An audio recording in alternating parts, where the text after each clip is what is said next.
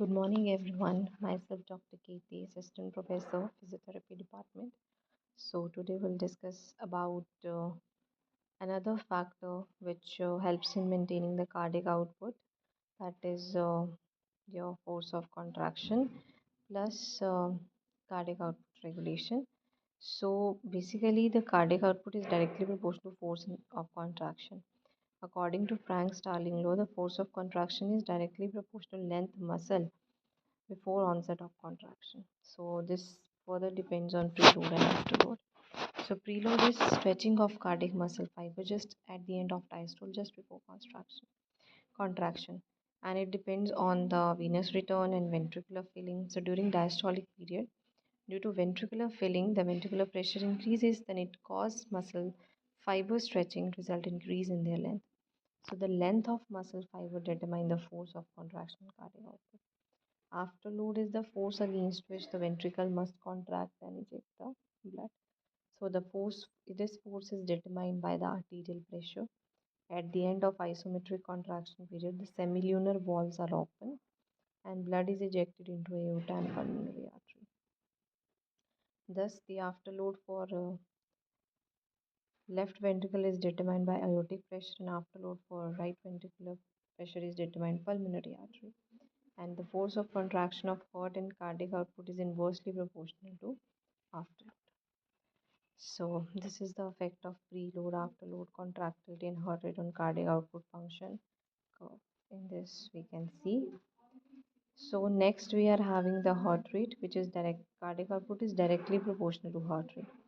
If there is moderate change, then it doesn't alter the cardiac output. But if there is marked increase in heart rate, there is increase in cardiac output. Then next we are having the peripheral resistance. It is the resistance offered to blood flow at the peripheral blood vessels and the resistance load against which heart has to pump the blood. And cardiac output is inversely proportional to the peripheral resistance. A regulation of cardiac output. So there is increase in parasympathetic activity via the M2 cholinergic receptors in heart, which decrease the heart rate, and increase in sympathetic activity via B1 and B2 adrenergic receptor throughout the heart will increase heart rate. And norepinephrine released by sympathetic nerve, this increased slope of pacemaker potential. Opening of a calcium channel via G protein. In this way, pacemaker potential reaches the threshold faster.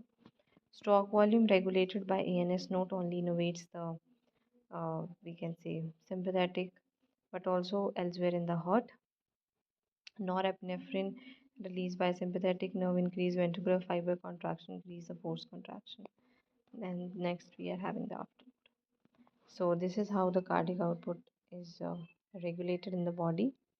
Like if there is activation or stimulation of vagus nerve, then definitely heart it slow downs the heart rate and stroke volume, and then again venous return decreases.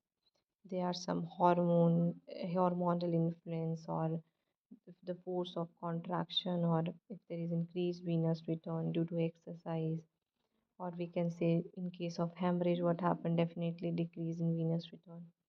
And then high BP, then again vagus nerve stimulation occurs. So it all depends whether the sympathetic or parasympathetic or which receptors are getting stimulated. So during rest, the heart rate is 72 beat per minute, and in athletes, the heart rate is low, or we can say it is 50 beat per minute due to cardiomegaly. But in case of women, usually average 25% below value for men. Difference between heart rate and stroke volume between trained and untrained remain unclear. Trained bradycardia accompanied increased aerobic fitness causes large stroke volume, or vice versa. Also, the myocardium becomes strengthened, internal ventricular dimension increased with training. There is increase in vagal tone, also enlarged ventricular volume and more powerful myocardial ejection. During exercise, there is increase in blood flow, heart directly proportional to exercise intensity for both trained and untrained. From rest to steady rate of exercise, cardiac output increase rapidly because the muscles require more blood. And in sedentary men, cardiac output maximum aerobic exercise increase 4 times of resting level. So average we can say it is 22,000 ml of blood per minute. Maximum heart rate is 195 beat per minute. Stroke volume 113 ml per beat. So, and in world class, or we can say elite um, endurance athletes generate maximum cardiac output of 35 liter per minute with slight similar low maximum heart rate than untrained.